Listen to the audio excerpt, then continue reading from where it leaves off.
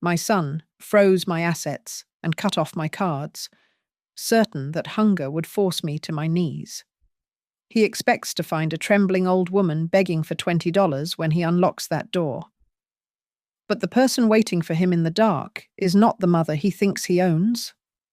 I have spent 61 years surviving, and today he learns that betrayal has a price tag he cannot afford. My name is Marjorie Blake. I am 61 years old, and for the last 30 years, I have lived in this two-story colonial on Elm Street in Riverton. It is a quiet town in the Midwest where the seasons change with aggressive predictability. My husband, Arthur, died 5 years ago, leaving me with a house that echoed too much and a mortgage that was finally, after decades of scrimping, only 6 months away from being paid in full. My days had settled into a rhythm that some might call boring, but I called peaceful. I spent my mornings on the front porch, watering the hanging baskets of petunias and talking to them as if they were old friends. By 4 o'clock in the afternoon, the smell of pot roast or chicken casserole usually filled the kitchen. I cooked the meals Arthur used to love, even though it was just me eating at the small table by the window now. I tried to keep the silence at bay with technology. I would prop my iPad up against the fruit bowl and FaceTime my grandchildren. More often than not, it was my daughter-in-law, Brooke, who answered. The connection would be pixelated, her face a blur of expensive makeup and distraction. "Oh. Hey, Mum," Brooke would say, her eyes darting to something off-screen. "The kids are super busy right now. Soccer practice and coding camp. We have to run." Before I could even ask how school was going, the screen would go black. My son, Dylan, was the pride of my life. He had grown from a boy with scraped knees who cried over wounded birds into a man who wore tailored suits and spoke in a language of assets, yields, and liquidity. He was a financial advisor in the city, always busy, always important. When he did visit, he would sit at my kitchen table, tapping on his phone while I poured him coffee. "Mom, you have to be careful," he would lecture, his voice smooth and professional. "Inflation is eating cash savings alive. You need to let your money work for you." Brooke was different. She looked at my floral curtains and my heavy oak furniture with a thin, pitying smile.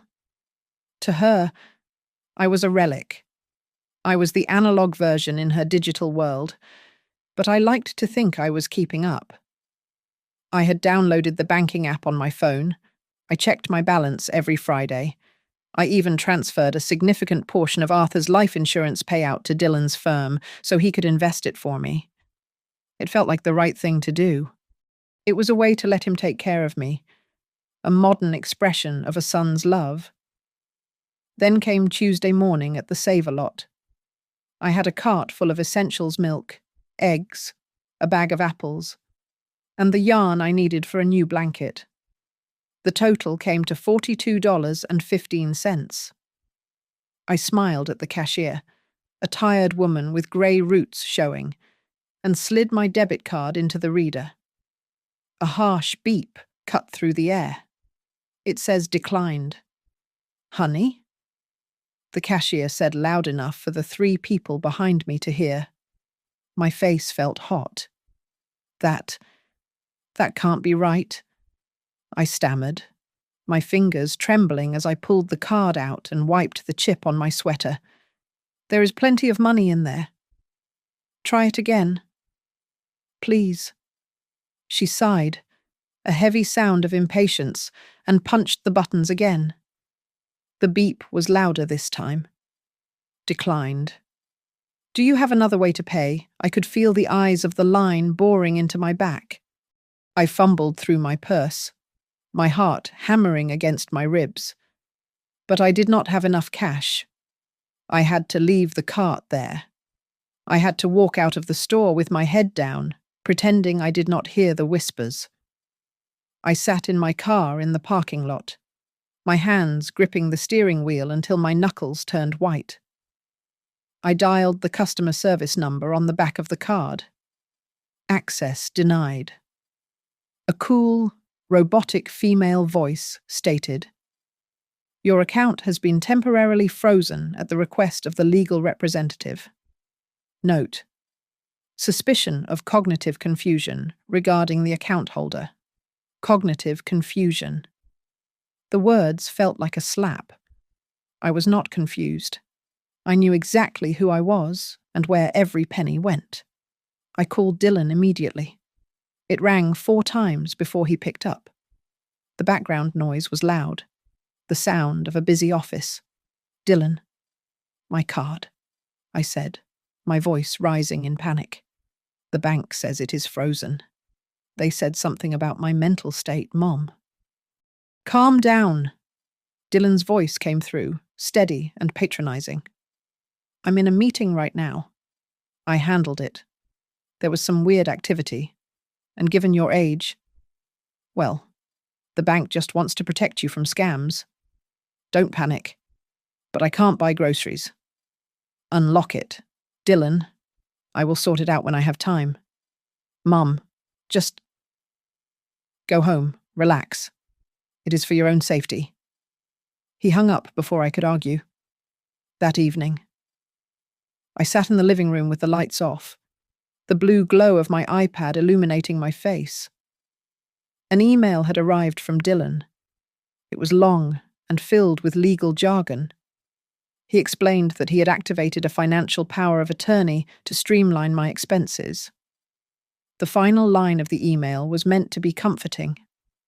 But as I read it, a chill that had nothing to do with the drafty window settled deep in my bones. "If you need anything, just tell me, and I will approve the purchase." I went to bed, but I could not sleep. I stared at the ceiling shadows. I tried to tell myself that Dylan loved me, that he was just being an overprotective son. But for the first time in my life, lying there in the dark, I did not feel like a mother who had raised a successful man. I felt like a child who had to ask for allowance, and I was terrified.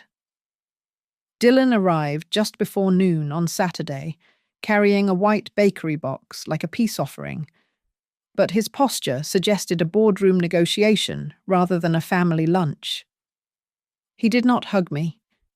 He simply nodded, walked past me into the kitchen, and set the box down on the counter with a heavy thud. "We need to talk." "Mum?" he said. His voice stripped of the warmth I used to hear when he called for recipes. He was acting less like a son and more like a court-appointed guardian, checking on a wayward charge. I filled the kettle at the sink, my hands gripping the cold metal handle to steady them. Behind me, I heard the zip of a laptop case and the soft click of keys. When I turned around with 2 mugs of tea, Dylan had turned my kitchen table into his office. He spun the laptop around to face me. The screen was a maze of graphs and red warning icons. "Sit down." "Please," he commanded softly. I sat. On the screen, I saw my checking account, my savings, and even the emergency fund Arthur and I had built over 40 years. Every single one had a padlock icon next to it. "I have set up a dashboard to monitor the outflow," Dylan said, pointing at a column of numbers. "You are completely restricted from cash withdrawals over $50. Any transfer, any check, any purchase above that limit now requires my digital fingerprint approval."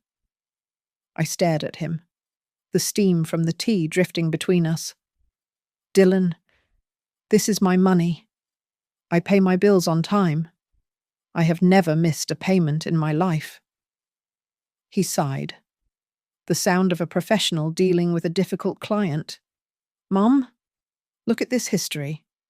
You sent $100 to that animal rescue site last month, and another $50 to the Veterans Fund. These are high-risk transactions. Scammers target people your age because you are soft-hearted. I am just stopping the bleeding before it starts. Stopping the bleeding? I asked, my voice rising. I taught you addition at this very table. I wrote the check for $40,000 to clear your student loans 5 years ago. Was I mentally confused? Then Dylan did not even blink. He took a sip of tea and grimaced, pushing the mug away. That was different, he said dismissively. Times have changed. Mum, the digital world is predatory. He tapped a few more keys and brought up a document I had never seen. It was a deed transfer. I have been looking at options. It makes sense to transfer the title of this house to my name now. It simplifies the estate taxes later. And honestly, this place is too big for you to manage. I found a brochure for Sunset Gardens. It is a top-tier retirement community in Arizona. Full service. Medical staff on site. My stomach dropped. Arizona. That is 2,000 miles away. Before I could answer, his phone buzzed on the table. He tapped the screen, and Brooke's face filled the frame. She was in a car, wearing sunglasses that likely cost more than my monthly grocery budget. Hey, babe, she chirped, then noticed me. Oh, hi, Mom. Blake, did he tell you about the Arizona place? It is gorgeous. And honestly, if you move there, we wouldn't have to stress about driving 4 hours every holiday. It would be a nice break for everyone. She lifted a large, cream-colored leather handbag to adjust her seatbelt. The gold logo caught the light. It was brand new. I looked from the screen to my son. I am not signing my house over to you, Dylan, and I am not moving to Arizona. Dylan closed the laptop slowly. The air in the kitchen grew heavy. The boy who used to cry when he scraped his knee was gone. Across from me sat a man who looked tired, annoyed, and dangerous. Mom, do not make this difficult, he said, his voice dropping an octave, becoming terrifyingly calm. If you refuse to cooperate, and this goes to a hearing, who do you think the judge will believe, a lonely woman in her 60s who is already flagged for suspicious financial activity? Or a senior wealth manager with a spotless record? He stood up, collected his laptop, and smoothed his suit jacket. Think about it. I will be back on Tuesday with the notary. He walked out the back door without saying goodbye. The silence rushed back into the house, louder than before. My phone chimed on the counter. I picked it up, my fingers numb. It was an automated notification from the bank. A transfer of $25,000 had just been authorized from my retirement savings to an account labeled Blake Family Future Fund. I stood alone in the darkening kitchen. On the stove, the pot of vegetable soup I had started earlier was boiling aggressively, the lid rattling against the metal. I stared at it, unable to move to turn down the heat. I realized then that I was just like the ingredients in that pot. I was being slowly boiled alive in a plan that had been cooking for a long time, and I had only just felt the first burn. The next morning, I dressed like I was going to war. I put on my best navy blue blazer, the one Arthur used to say made me look like a congresswoman, and gathered my arsenal, the red deed folder, my social security card, and 30 years of tax returns. I drove to the First National Bank branch on Main Street, the same building where I had opened my first joint account with Arthur in 1985. The air inside was cool and smelled of sanitized carpet. I marched up to the counter. The teller was a young girl with a name tag that read, Lena. She smiled, but it was the practiced, vacant smile of someone reciting a script. Good morning. How can we help you achieve your financial goals today? She asked. I need to speak to someone about my account, I said, placing my hands flat on the cold marble counter to stop them from shaking. It has been locked. I am Marjorie Blake. Lena typed on her keyboard, her long acrylic nails clicking like hail on a tin roof. Her smile faltered. Oh, Mrs. Blake. The system shows that all inquiries regarding this portfolio must be directed to the primary proxy, Mr. Dylan Blake. Do you have him with you? I am the account holder, I said, my voice hardening. I did not give him permission to lock me out of my own money. I want to see the authorization. Now. Lena looked around nervously and pressed a button under the desk. A moment later, the branch manager, a balding man I vaguely recognized, approached with a folder. He invited me into a glass-walled office. Mrs. Blake. There seems to be some confusion, he said, opening the file. We received the notarized durable financial power of attorney 3 months ago. It grants your son full control in the event of capacity issues. And we have the accompanying medical evaluation right here. He slid a paper across the desk. It was a photocopy of a document titled Cognitive Assessment, signed by a Dr. Aris Thorne. I stared at the words. Early onset cognitive decline, susceptible to undue influence. I have never met this doctor, I whispered, feeling the blood drain from my face. Who is this man? I have never been to his office. And this? The manager continued, pointing to a signature at the bottom of the power of attorney. This is your signature, is it not? I leaned in. The ink was black. The letters spelled Marjorie E. Blake. It looked like my signature, but not the one I used today. It had the deep, looping Y and the sharp slant I used to have 20 years ago, before arthritis made my writing stiffer and smaller. It was a forgery, but it was a forgery based on memory, based on the checks a son would have seen his mother write 1,000 times during his childhood. That is not my signature, I said, looking up at the manager. That is a drawing of my signature from 2 decades ago. And how did you verify this? Did I come in here? Did I sit in this chair? The manager shifted in his seat, loosening his tie. Well, due to your reported mobility issues, Mr. Blake utilized our remote verification service. He provided his ID and a high-resolution scan of your driver's license. The video confirmation call was a bit grainy. The connection was poor, but the individual on screen verbally assented.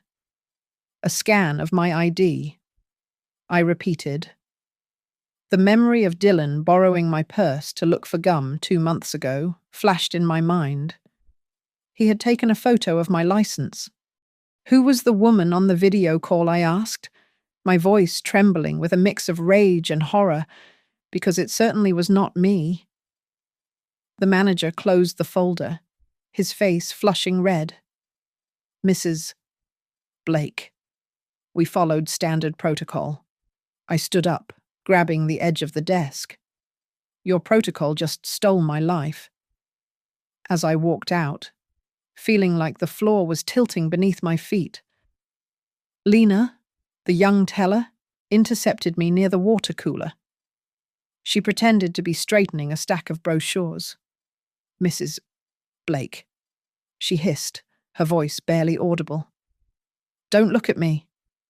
Listen, if you really didn't sign those papers, you need a lawyer. A real one. This isn't a family dispute. This is fraud. He forged legal documents. I looked at her, seeing the fear and pity in her eyes. Thank you. Lena. I did not go home. I drove straight to the public library.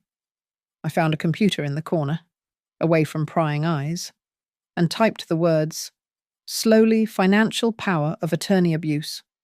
The screen filled with thousands of results, stories of children stealing homes, draining retirement funds, and using protection as a weapon. I was not a special case. I was a statistic. My eyes scanned a local resource page and stopped at a name Guardian Line Legal Aid. Riverton Chapter. Free legal assistance for seniors facing exploitation. I pulled out my phone. My hands were shaking so bad I had to use 2 thumbs to dial the number. It rang 3 times. Guardian Line. How can we help you? A warm female voice answered. I choked on the words, tears finally spilling over. I think my son has stolen my identity. I need help. Please? The office of Guardian Line Legal Aid was cramped, smelling of stale coffee and old paper. But Harper Cole was a force of nature that made the small room feel like a war room. She was in her early 30s, with short, choppy hair, and eyes that seemed to scan through my soul and land directly on the truth. "Okay. Marjorie, let me see what we are dealing with," Harper said, her fingers flying across her laptop keyboard. She pulled up the county court records, and her face tightened. She spun the laptop around. "He did not just ask for power of attorney," Harper said, her voice low and urgent. "He filed a petition for temporary emergency guardianship yesterday afternoon. He is claiming you are suffering from rapid cognitive decline and are a high risk for online financial scams." I felt the air leave my lungs. Guardianship, like for a child. Worse. Harper replied, leaning forward, her gaze intense. "If the judge grants this, you lose everything. You cannot vote. You cannot marry, you cannot decide where you live, and you certainly cannot touch your money. And since he is a financial professional, he knows exactly what buzzwords to use to make the judge rubber stamp it." She grabbed a notepad and scribbled furiously. "He is building a narrative. We have to dismantle it. I am filing an objection immediately based on the forged signature and conflict of interest." I went home feeling a strange mix of terror and clarity. But Dylan was not waiting for the courts. He was playing a different game. That evening, I picked up my cell phone to call Harper about a document I found, but the screen simply read, "No service." I checked the Wi-Fi router in the hallway. The light was blinking an angry red. He had cut me off. The account was in his name as part of a family bundle he had insisted on years ago. I was alone in the house, silent and disconnected. The next afternoon, a knock at the door made me jump. It was not Dylan. It was a woman with a clipboard and a weary expression, a caseworker from Adult Protective Services. "Mrs. Blake. We received a report of concern regarding your safety," she said, stepping into my foyer without really waiting for an invitation. "The report states you have been leaving the stove on and hallucinating people who aren't there." My hands balled into fists at my sides. I wanted to scream. I wanted to throw her out. But Harper's voice echoed in my head. "Do not get angry. Anger looks like instability. Be boring. Be factual." "I have never left the stove on," I said, forcing my voice to be as flat as a calmness I did not feel. "And I do not see things. I see you. I see that you are wearing a blue scarf." "Who made this report? We keep sources anonymous," she said, scanning my living room as if looking for ghosts. Do you know what year it is?" "Mrs. Blake, it is 2025, I answered. "And it is Thursday." She left after 20 minutes, looking unconvinced but finding no immediate danger. as soon as the latch clicked. I went to the bookshelf and pulled out an old, hardcover notebook I used to use for recipes. I sat at the kitchen table and opened it. I did not write a recipe. I wrote the date, October 14th. Internet cut off. Phone disabled. Visit from social services prompted by false report. I wrote down everything. The bank manager's nervous sweat. The exact time Dylan left with the notary threat. The way the caseworker looked at my clean floor with suspicion. I was no longer just a mother wondering where she went wrong. I was a witness building a case file. 2 days later, I managed to get to the library to check my email. Harper had sent a message, good news. I got the judge to pause the emergency hearing. He wants to see more evidence before handing over the keys to your life. We bought some time. I felt a spark of hope, but it was extinguished that very night. It was raining hard, the wind whipping against the siding. I was reading in the living room when blue and red lights flashed against the window, cutting through the darkness. 2 police cruisers were parked in my driveway. I opened the front door to find 2 officers standing in the rain, their hands resting near their belts. Mrs. Blake, the taller officer, asked, squinting at me. We got a call from your son. He said you wandered out of the house in a state of confusion and he couldn't find you. He said you didn't know who you were.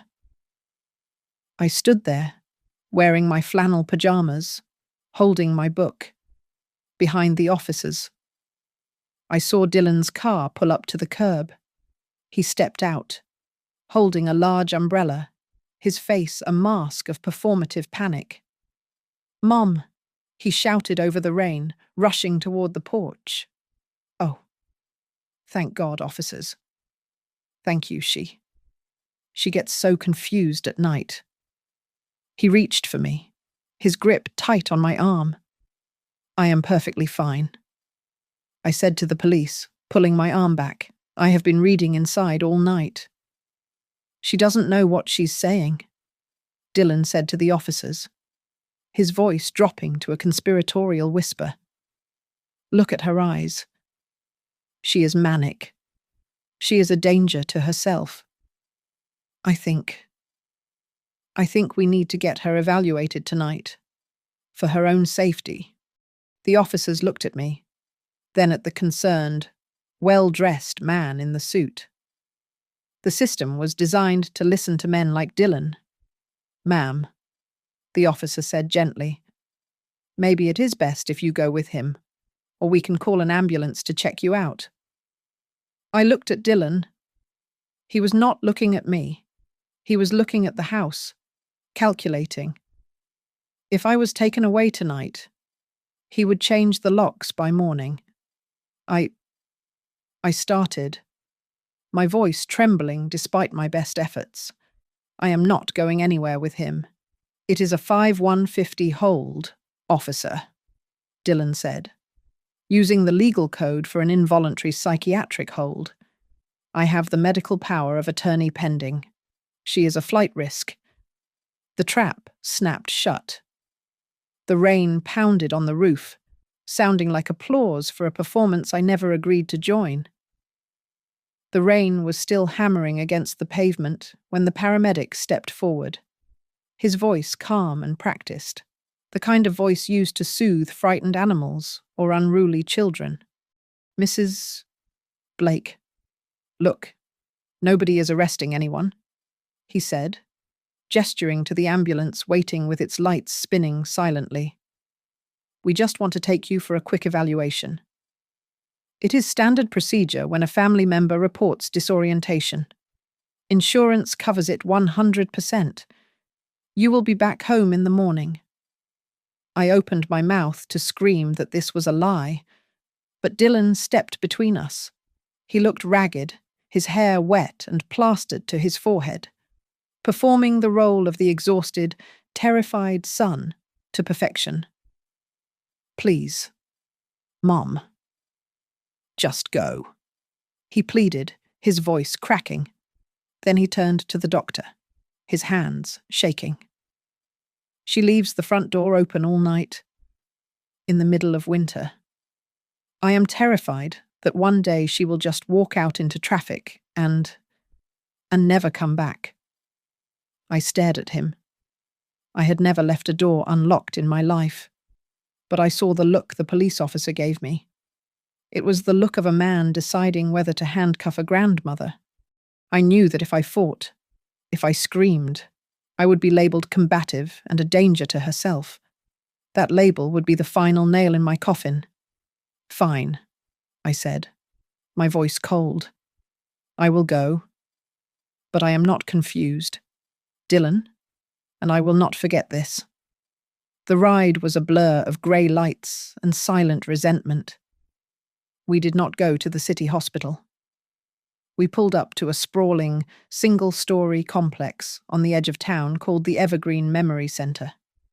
It looked like a resort from the outside, with manicured hedges and soft lighting. But the moment the automatic doors slid shut behind me, the air changed. It smelled of industrial lemon cleaner and stale lavender, the scent of places where people are sent to be forgotten. At the intake desk, a smiling woman in pink scrubs held out a plastic bin. "We need your personal effects for safekeeping, Marjorie," she said. "Phone, wallet, keys. You won't need them inside." "I need my phone to call my lawyer," I said, clutching my purse. "Doctor's orders, sweetie. No outside agitation for the first 48 hours.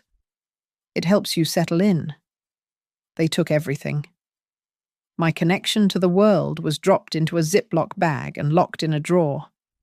I was led down a long, beige hallway to room 4B. It was a 4-bedroom with a camera mounted in the corner, its red eye blinking slowly. My roommate in the bed next to the window was a woman with silver hair and eyes that were surprisingly sharp. She watched me unpack the small bag of toiletries the hospital provided. "I am Nora," she said, her voice a low rasp.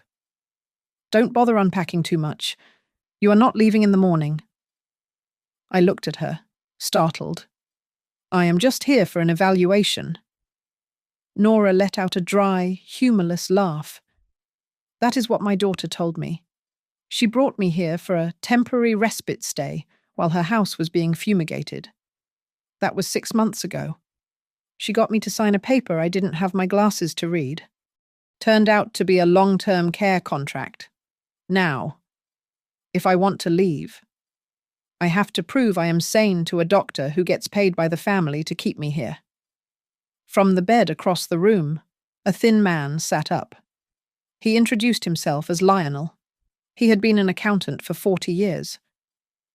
"It is a business model," Lionel whispered, glancing at the camera. "They like people like us. Homeowners, good pensions, solvable assets. The more incapable we are labelled, the easier it is for the children to liquidate everything. If you are poor, they kick you out. If you have a house, you stay until the money runs out." I felt a cold sweat break out on my neck.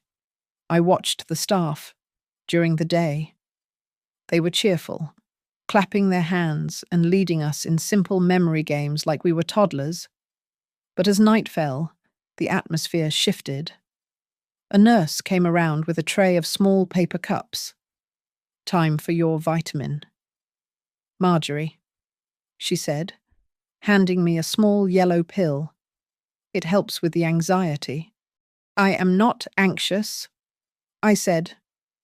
"Take it, or we will have to note that you are refusing treatment," she said, her smile not reaching her eyes. I took the cup. I put the pill in my mouth, but instead of swallowing, I slid it under my tongue, just as Nora had signalled me to do with a subtle tap on her own cheek. I took a sip of water and pretended to swallow. When the nurse moved on, I spit the bitter pill into a tissue and hid it in my sleeve.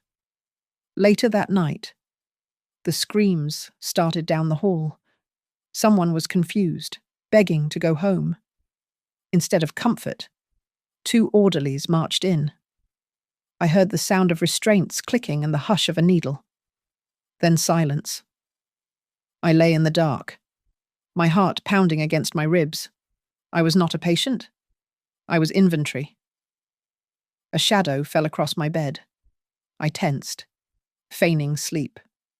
It was a young nurse I had noticed earlier, one who didn't have the dead eyes of the others. Her badge read Kelsey. She adjusted my blanket, her hand lingering for a moment on my shoulder. "Mrs. Blake," she whispered, her voice barely a breath. "I saw your file, the intake forms. They were time-stamped 2 days ago, before you even got here. There is something wrong. If you have anyone on the outside who is not your son, you need to get a message to them. Fast." The bathroom at the end of the hall had a ventilation fan that rattled loud enough to mask a whisper, and Kelsey claimed it was the only blind spot the cameras missed. She slipped inside while I was washing my hands, checking the door behind her with the paranoia of a spy in enemy territory. From the pocket of her scrubs, she pulled out my smartphone. "You have 3 minutes," Kelsey whispered, her eyes darting to the gap under the stall door. "Keep the brightness down. If the night supervisor sees the light under the door, I lose my job, and you lose your only lifeline." My fingers felt clumsy as I tapped the screen. I did not waste time scrolling through photos of the life I used to have. I dialed the number I had memorized, Harper Cole. She picked up on the second ring. "Guardian line, legal aid. This is Harper." "Harper. It is Marjorie," I said, pressing the phone tight against my ear. "Listen to me carefully, because I do not have much time. I am at the Evergreen Memory Center. Dylan put me here under a 72-hour hold, but the doctor listed on my chart is Dr. Thorne. I have never met him. He claims he was referred by family." There was a sharp intake of breath on the other end. "Evergreen Marjorie. You need to listen to me. Dylan didn't just file for temporary guardianship. He submitted an emergency motion this morning claiming you are receiving inpatient psychiatric care for severe dementia. He is using your admission there as proof that you are incapacitated. The hearing for permanent guardianship is in 2 days, and since you are medically detained, he is asking to proceed in your absence. He is trying to erase me." I whispered, a cold clarity washing over my panic. "We have to stop him," Harper said, her voice hard.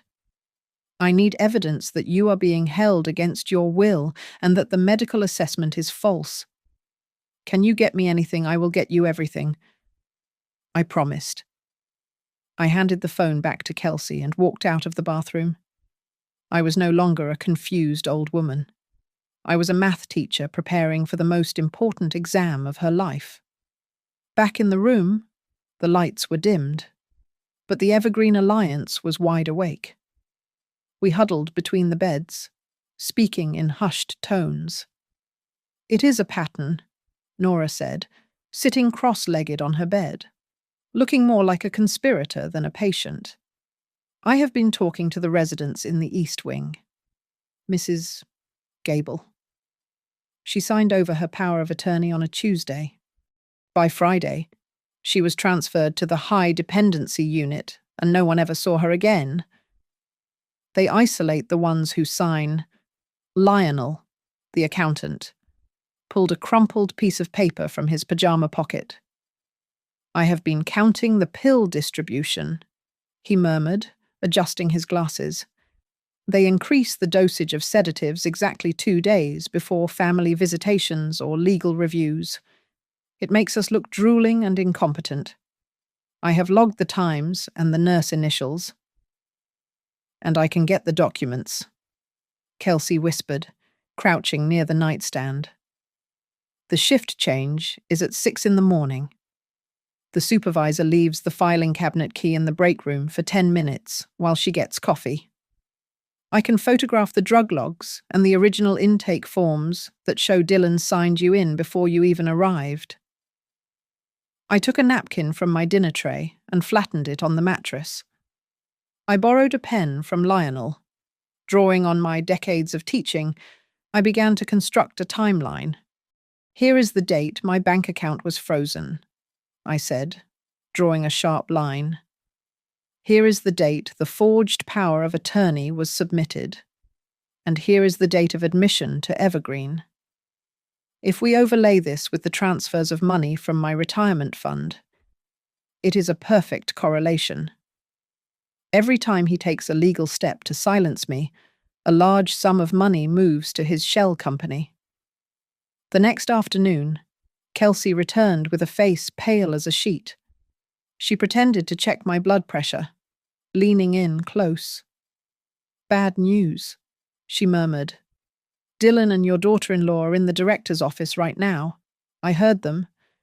They are signing you up for the Platinum Total Support Package. It costs $8,000 a month." $8,000? I gasped. "It is a lock-in contract," Kelsey explained, her voice trembling. "It guarantees you a bed for 1 year."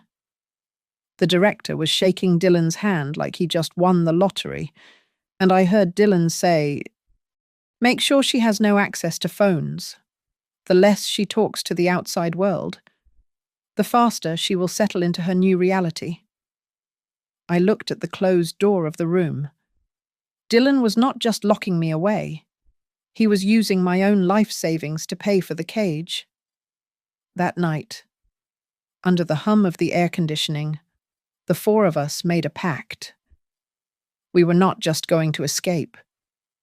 Escaping would only make me a fugitive. We were going to burn the whole operation down. "We do not just send the evidence to Harper," I said, looking at my team, a forgotten grandmother, a discarded accountant, and a scared nurse. "We get the evidence out of here and into that courtroom. We are going to make sure that when the judge asks where Marjorie Blake is, I won't be a silent name on a piece of paper. I will be the one holding the match." The morning of the guardianship hearing, the sky outside my window was a bruised purple, heavy with a storm that refused to break. Inside Evergreen, the routine was undisturbed, but beneath the surface, our rebellion was moving. Kelsey had called in sick at 8 in the morning, claiming a family emergency. In reality, she was sitting in a rusted sedan in a parking lot 3 blocks away, handing over a USB drive to Harper. That drive contained the digital soul of this facility, photos of the drug logs, the altered intake forms, and a video clip Kelsey had risked her career to film through a crack in a door, showing a resident being bullied into signing a deed transfer. In exchange, Harper handed Kelsey a copy of the temporary legal proxy I had signed weeks ago at the legal aid office. It was a flimsy piece of paper, but it was the only shield I had left. While Kelsey was making the drop, another domino fell. Lennon, a young banker who had once been an intern under my favorite teller. Lena sent Harper a secure file. It was the smoking gun, a transaction history showing monthly transfers from my accounts, and the accounts of 3 other residents here, flowing directly into a shell company called Grey Harbor Holdings. The registered agent for that company was none other than Dylan Blake. Harper walked into the courtroom at 10 o'clock sharp. She did not ask for permission. She demanded attention. She slapped the financial records and the USB drive onto the defense table. "Your Honor," Harper said, her voice cutting through the stale air of the courtroom. "This is not a guardianship petition. This is a bank robbery in progress. The petitioner is using the medical system to incapacitate his mother so he can funnel her life savings into a private holding company. The judge, a man with tired eyes who had likely seen enough family squabbles to be cynical, paused. He looked at the evidence. He looked at the timeline I had drawn on the napkin, which Harper had scanned. I am issuing an immediate temporary freeze on all assets belonging to Marjorie Blake, the judge declared, ignoring the sputtering protests of Dylan's high-priced lawyer. And I am ordering an independent competency evaluation to be conducted within 24 hours. Not by the facility's doctor, by a court-appointed specialist. At Evergreen, the impact was instantaneous. I was sitting in the director's office, a pen hovering over the signature line of the Platinum Total Support contract. The director, a man who smelled of expensive cologne and greed, was smiling encouragingly, just right there. Marjorie, he urged, it ensures you stay safe with us for the next 12 months. Suddenly, the fax machine in the corner hissed and began to churn out paper. The director glanced at it, then froze. He snatched the paper, his eyes scanning the lines. The colour drained from his face. The court order had arrived. Is something wrong? I asked, widening my eyes in feigned innocence. We have to pause, he muttered, snatching the contract away from me. There has been a bureaucratic hiccup. He escorted me back to my room, but the atmosphere had shifted. The facility went into lockdown mode. Kelsey was abruptly transferred to the night shift in a different wing. Nora was given a heavy dose of sedatives because she was deemed agitated, leaving her drooling and staring blankly at the wall. Lionel was moved to a private room at the end of the hall, isolating us completely. They were trying to cut off the head of the snake. I knew I had to survive until the evaluator arrived. I spent the next 18 hours playing the part they had written for me. I shuffled when I walked. I asked the nurses where my husband was, even though I knew Arthur had been dead for 5 years. I let them think the drugs were working. She is totally gone. I heard the night nurse whisper to a guard, "Poor thing won't even know what day it is when the shrink comes." The next morning, at 11 o'clock, the door opened. A man in a tweed jacket walked in, carrying a briefcase. He looked out of place among the scrubs and vinyl flooring. This was Dr. Evans, the court-appointed evaluator. The head nurse was right on his heels. "Doctor, she is having a very bad day. Very confused. We recommend you keep the interview short to avoid distressing her." Dr. Evans looked at the nurse, then at me, sitting on the edge of the bed, clutching my old hardcover book. "Thank you," he said, his voice dry. "I will speak to Mrs. Blake alone. Please close the door." The nurse hesitated, but eventually left. As soon as the latch clicked, I straightened my back. I dropped the vacant stare. I reached into the spine of the book where I had hidden my journal. "Good morning, Doctor," I said, my voice clear and steady. "I hope you have some time. I have a lot to tell you." "Doctor." Evans blinked, taken aback. He sat down and listened. For 2 hours, I walked him through every date, every medication I had pretended to swallow, and every financial move Dylan had made. I showed him the journal. At the end of the session, he closed his notebook and stood up. He picked up my journal and weighed it in his hand. "They told me you were suffering from advanced dementia," Dr. Evans said, a small smile touching his lips. "But having reviewed your notes and heard your testimony, I would say you are sharper than half the lawyers I have met in my career." He handed the book back to me. "Pack your things. Mrs. Blake," he said. "I am going to make a phone call." The court order that released me was just a single sheet of paper, but as I held it in my hands outside the Evergreen facility, it felt heavier than a brick and sharper than a knife. Based on Dr. Evans's scathing report, the judge had not only ordered my immediate release, but had also suspended Dylan's power of attorney pending a full investigation. Harper was now my legal shield, and for the first time in weeks, the air didn't smell of antiseptic and lies. It smelled of rain and impending justice.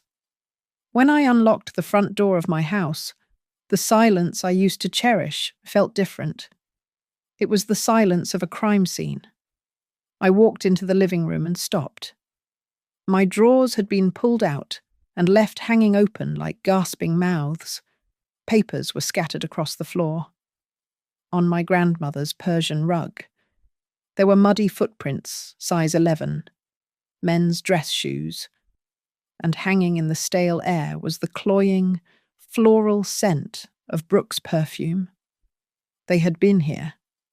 While I was locked away, they had torn my home apart, looking for the deed to the house and the physical stock certificates I had hidden years ago inside a hollowed-out cookbook. They didn't find them, I said aloud to the empty room, a cold smile touching my lips, because I am not the senile old woman you told everyone I was. By 2 o'clock in the afternoon, my kitchen table was once again covered in paper, but this time, it was on my terms. Harper sat across from me, alongside a mobile notary she had called. "We are setting up an irrevocable living trust," Harper explained, sliding a document toward me.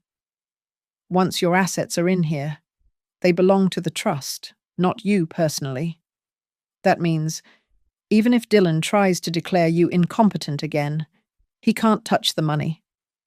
I signed the papers with a steady hand.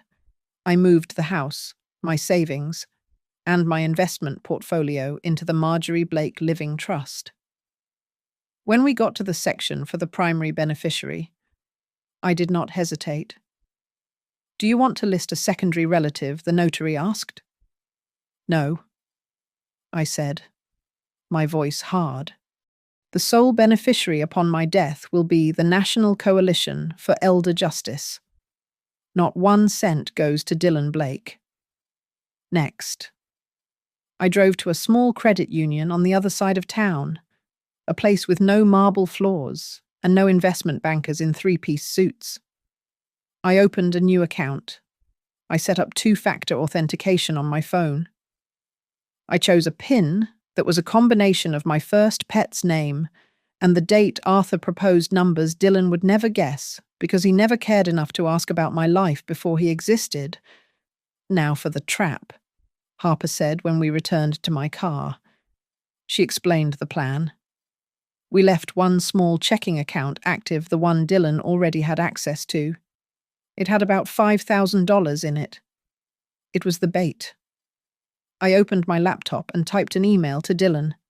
I had to channel the version of myself he despised, the confused, helpless mother. "Dylan, honey, I am home. I am trying to use the banking app to move some money into that CD you mentioned, but it is all so confusing. The buttons keep changing. Can you just log in and help me move the $5,000 to a high-interest account? I trust you to handle it." I included a link that Harper's forensic tech team had generated. It looked like the bank login page, but it was a mirror site designed to record every keystroke and IP address. I waited. It did not take long. At 4:15, while Dylan was likely sitting in his glass-walled office at the firm, the trap snapped shut. Harper's phone pinged. "He is logging in," Harper said, turning her screen so I could see. "He is using his work computer. That is arrogant. He thinks he is untouchable." We watched the digital ghost of my son navigate the fake site. He did not move the money to a high-interest CD for me. He initiated a transfer of the entire $5,000 to Grey Harbor Holdings. "Got him," Harper whispered. The screen flashed red. The system flagged the transaction as fraudulent, freezing it instantly, while simultaneously capturing screenshots of his login credentials, his IP address, and the destination account number. He had just attempted grand larceny and wire fraud from a corporate terminal. Harper was already dialing the district attorney's office. "We have the proof of intent." He tried to drain the account hours after the court suspended his access. "This is criminal contempt and attempted theft." I sat back in my chair and looked at my own laptop screen. It showed my new credit union dashboard. My money was there, safe, locked behind a wall of security that I controlled. For years, I had handed my power over to Dylan because I thought that was what love looked like. I thought dependency was a form of intimacy. "Mrs. Blake," Harper asked, hanging up the phone. "Are you okay?"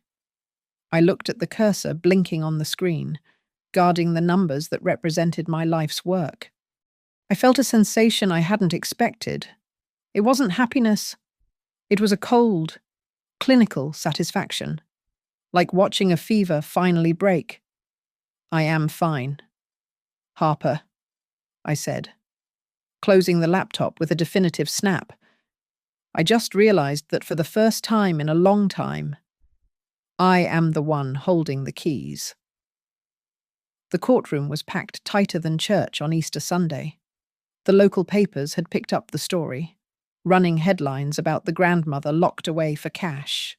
And now the gallery was filled with curious onlookers, reporters, and the members of my new support network from the library. The air tasted of floor wax and judgment. Dylan sat at the plaintiff's table, looking impeccable in a charcoal suit. He kept his head bowed, playing the part of the heartbroken son forced to make difficult choices. His lawyer, a man with teeth too white to be real, stood up to paint the portrait of my incompetence. "Your Honor," the lawyer boomed, projecting his voice to the back row. "Mr. Blake has done nothing but sacrifice for his mother. She was hemorrhaging money. She was sending checks to internet scams." He projected an image onto the screen. It was a check for $50 I had sent to the local animal shelter. $50 to a cat rescue. The lawyer scoffed. Next, it would be $5,000 to a Nigerian prince. Mr. Blake stepped in to stop the bleeding. I felt the heat rise in my cheeks, but Harper placed a steadying hand on my arm. She stood up, not with a roar, but with the terrifying calm of a predator. "Your Honor," Harper said, "the defense calls this protection. We call it predation, and we have the receipts." This was not a mistake. This was a strategy. She began her assault. First, the video from Evergreen played on the large monitors. The room went silent as they watched a frail man being bullied into signing a document by an orderly. Then, Harper flashed the screenshot of the transaction Dylan had attempted just yesterday, the $5,000 he tried to siphon into Grey Harbor Holdings after the court freeze.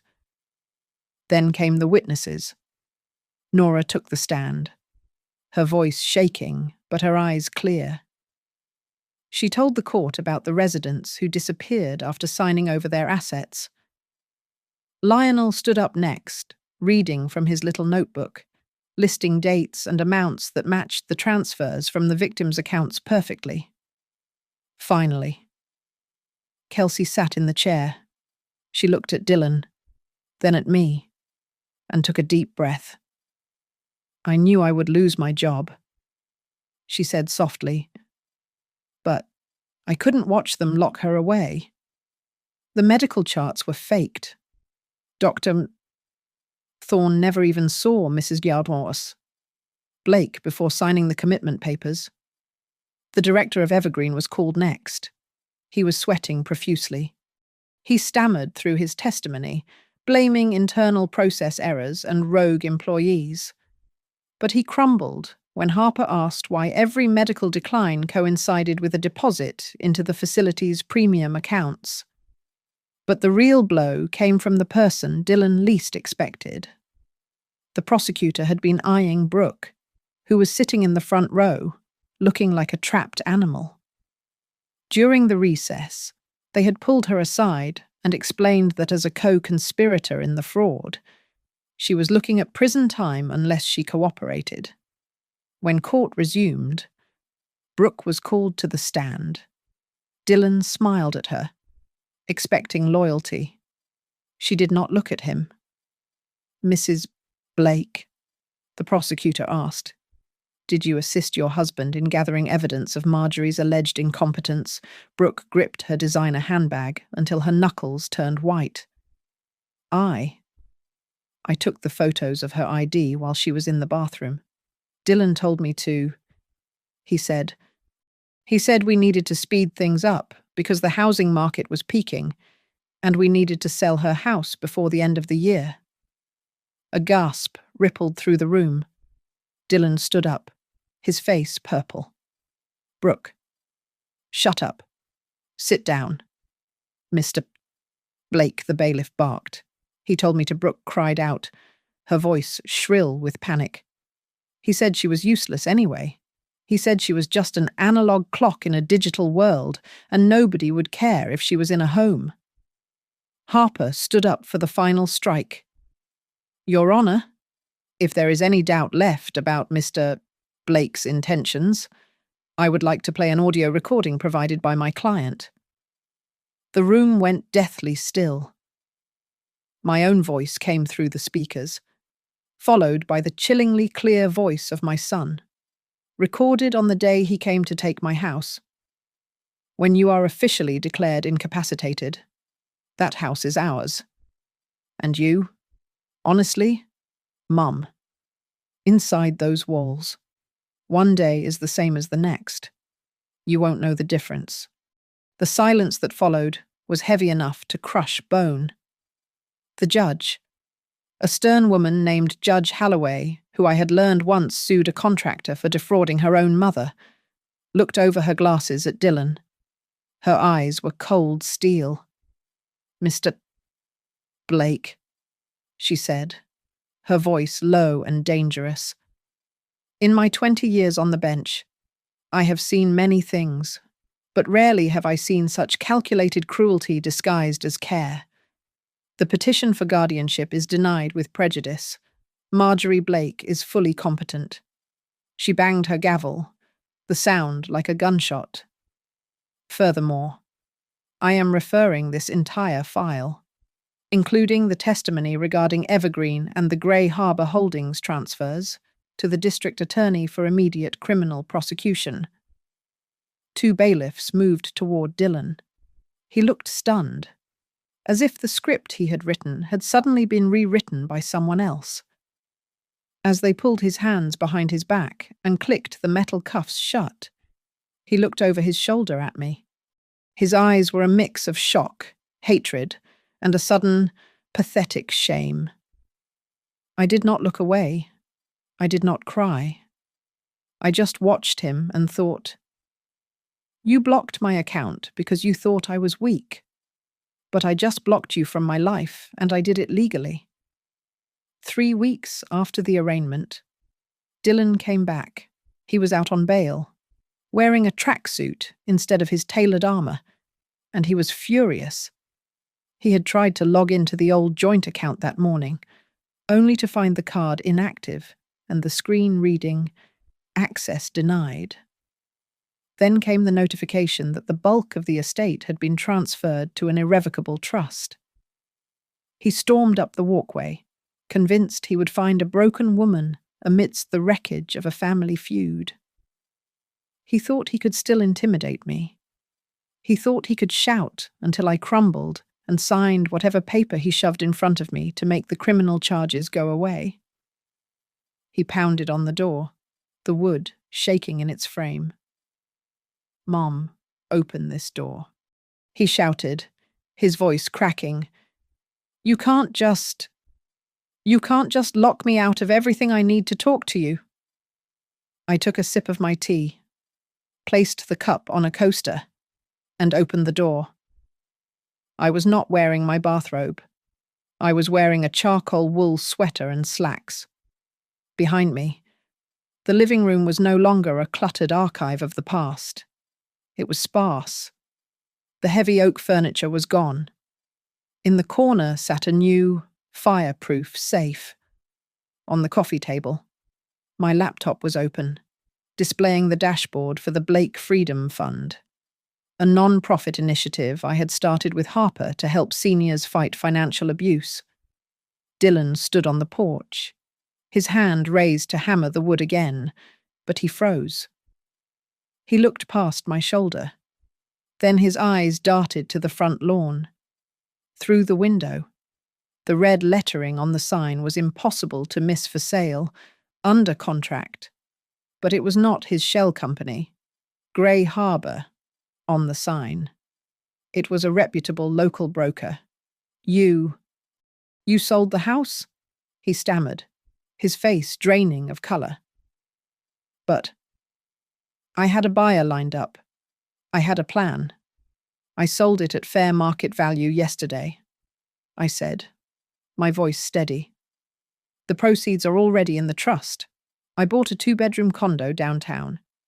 It is 3 blocks from the library, on the bus line, and walking distance to the legal aid office. I held up the folder containing the deed to my new life. Most of the money is locked up. I continued. It pays for my living expenses and funds the legal defense of 3 other women at Evergreen. You will never see a dime of it. Dylan let out a short, harsh laugh. It was the sound of a desperate man trying to find leverage where there was none. You think you won? He sneered, stepping closer, looming over me. I am your son. When I go to prison, who is going to take care of you? Who is going to drive you to the doctor?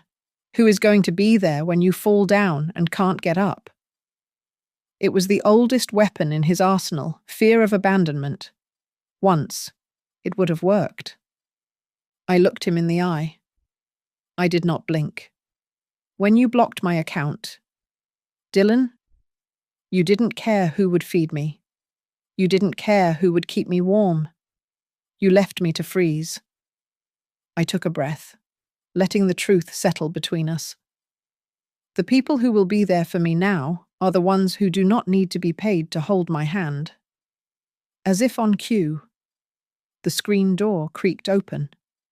Rosa, my neighbour from across the street, stepped onto the porch. She was holding a Tupperware container of cookies and a stack of freshly printed flyers.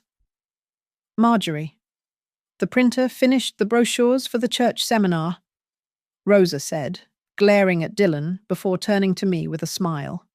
Oh, and the pastor wants to know if the co-founder of the Blake Freedom Fund would like to speak first on Sunday.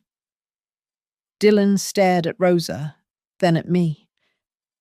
The realization hit him like a physical blow. I was not just his mother anymore. I was a person with a title, a purpose, and a community that had nothing to do with him. He stepped back, his heel catching on the edge of the mat. He looked at the sold sign, then at the new deadbolt on the door. A city bus hissed to a halt at the corner stop. I have to go. Dylan, I said, stepping out past him, locking the door firmly behind me. My lawyer is waiting. I walked down the path with Rosa, clutching my flyers. I heard Dylan breathing hard behind me, standing in the shadow of the house he thought he owned. I stepped onto the bus, paid my fare with a card that only I controlled, and sat by the window. As the bus pulled away, I looked forward at the road ahead, and I did not look back. Thank you so much for listening to my story. I would love to know where you folks are tuning in from today, so please drop a comment below and let's get a conversation started. If you enjoyed this story, please make sure to subscribe to Grandma's Family Diary, smash that like button, and hit the hype button to help this story reach even more people.